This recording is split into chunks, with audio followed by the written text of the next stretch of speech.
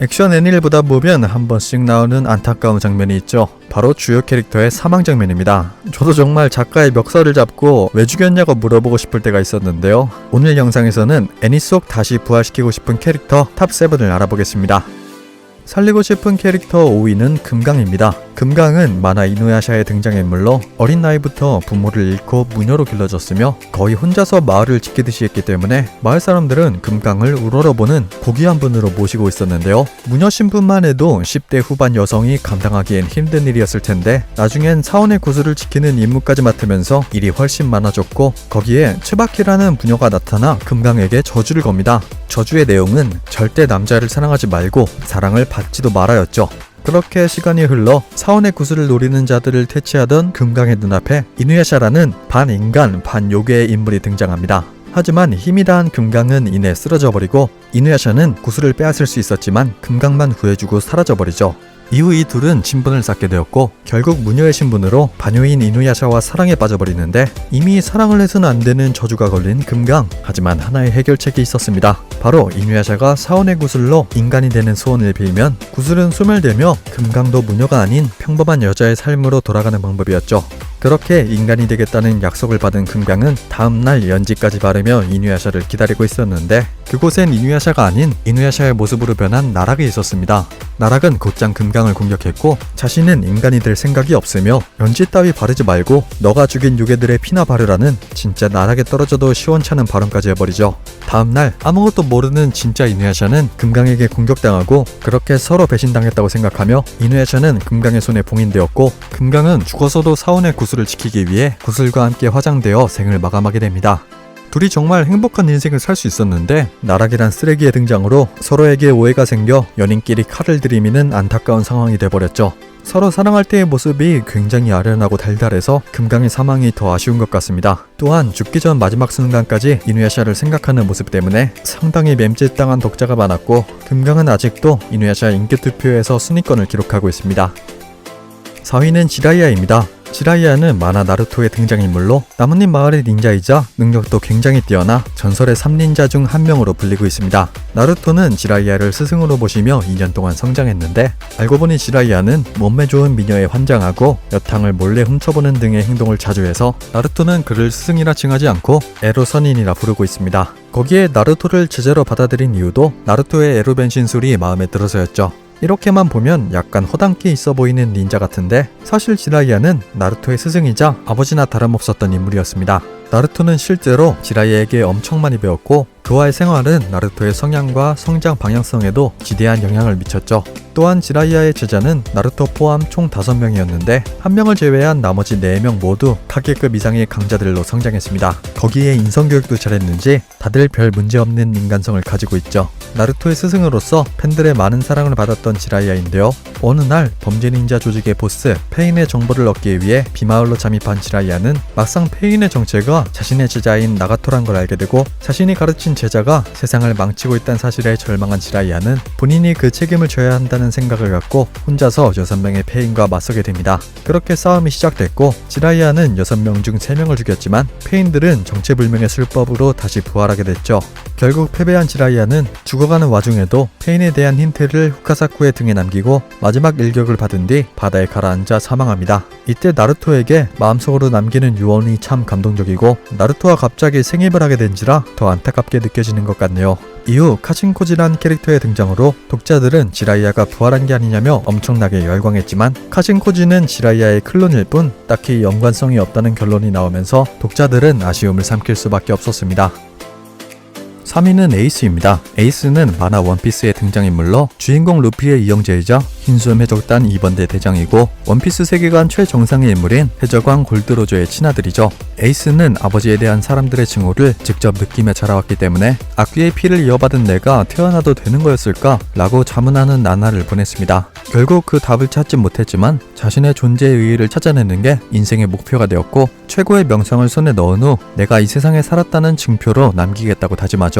그러면서 세계 최강의 사나이 흰수염에게 도전하기로 맘먹고 그를 찾아가지만 너무 강력했던 흰수염의 상대가 되지 못했습니다. 오히려 흰수염의 인품에 감동받아 그를 아버지로 모시게 되죠. 그러던 어느 날 티치라는 동료가 4번대 대장 사치를 살해하고 도주하는 사건이 터집니다. 흰수염은 뭔가 예감이 안 좋다며 이번 일은 넘어가자 하지만 에이스는 가만히 있을 수 없다며 홀로 티치의 뒤를 쫓게 되죠. 이후 에이스는 티치를 찾아냈지만 어둠어둔 열매를 먹은 티치에게 패배해버리고 임펠다운 레벨 6에 투옥당하게 됩니다. 하지만 에이스가 처형당하기 3시간 전 흰수염은 47척의 함대를 이끌며 나타났고 그렇게 해군과 흰수염 해적단의 정상전쟁이 시작됩니다. 한편 처형당하기 직전의 에이스를 루피가 폐영색 패기를 내뿜어 구해냈고 이제 퇴각만 하면 되는 상황이었는데 적장인 사카즈키가 흰수염은 지난 시대의 패배자라고 하자 열받은 에이스가 참지 못하고 덤벼듭니다. 하지만 열매의 상성 차이 때문에 사카즈키의 상대가 되지 못했고 그 틈을 타 사카즈키가 루피에게 마그마 전권을 날리는데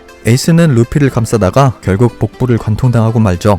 나를 사랑해줘서 고맙다는 말을 남기고 루피의 품에서 사망한 에이스. 살아있어도 되는 권리를 스스로 부정하며 살아왔지만 자신을 양아들로 받아준 흰수염과 자신을 인정해주는 동료들 또 그들이 자신을 구하러 오는 모습들을 보며 살아있어도 되나에 대한 해답은 찾지 않았을까 싶습니다. 에이스는 독자들에게 워낙 인기가 많아서 에이스가 죽고 나서 원피스를 탈덕한 사람들도 굉장히 많은데요. 그만큼 인기 있던 캐릭터의 죽음이라 부활시키고 싶은 캐릭터 3위에 오른 듯 보입니다.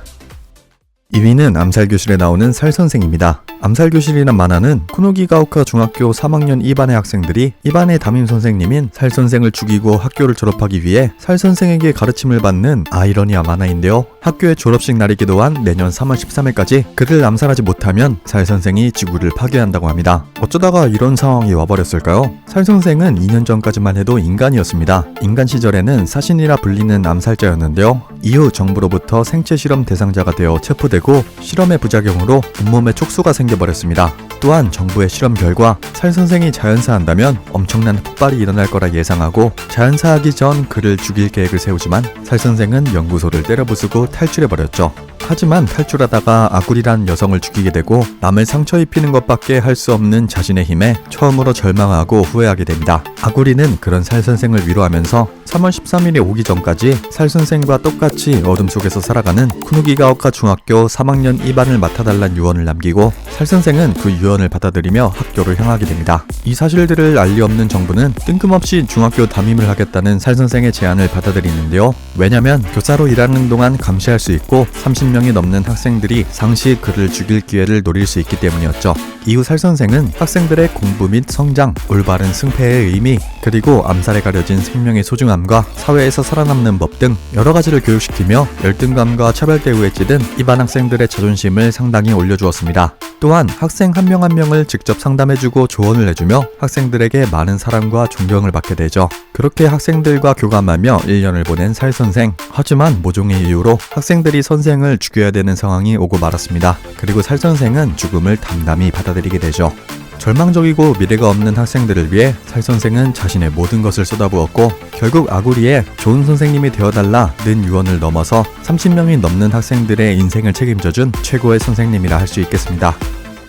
부활시키고 싶은 캐릭터 대망의 1위는 랭고쿠입니다. 정말 귀멸의 칼날 무한열차편을 보셨다면 절대 부정할 수 없는 순위인 것 같죠? 랭고쿠는 귀멸의 칼날에 나오는 캐릭터로 귀살대 최강의 자리인 주인과 동시에 붉은 검과 화염의 호흡을 사용하는 아주 열정 넘치는 캐릭터인데요. 성격 자체가 워낙 긍정적이고 쾌활한지라 주변의 분위기나 에너지를 단번에 띄워버립니다. 또한 부하대원들을 잘 이끌고 조언을 해주기 때문에 후배들에게 많은 사랑과 존경을 받고 있죠. 처음 탄지로가 잡혀온 걸 봤을 땐 오니인 네즈코를 감쌌다는 이유로 규율 위반이라며 즉결 처형을 주장했지만 네즈코의 무결함이 해명된 후에는 탄지로를 뒤끝 없이 호의적으로 평가합니다.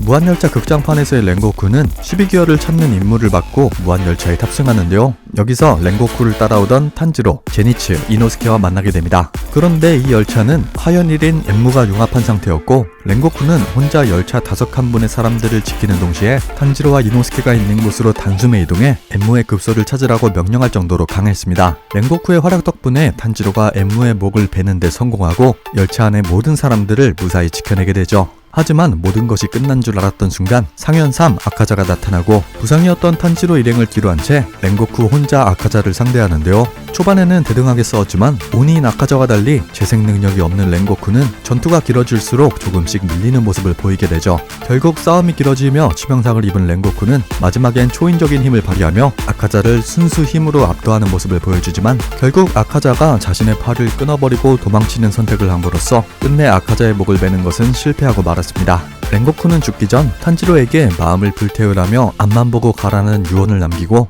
탄지로는 그 말을 새겨들은 뒤 이후 무장과의 최종전에서 랭고쿠의 마음을 불태워라를 되뇌이며 격돌을 발현한 뒤 마침내 무장을 쓰러뜨리는 데 성공하죠.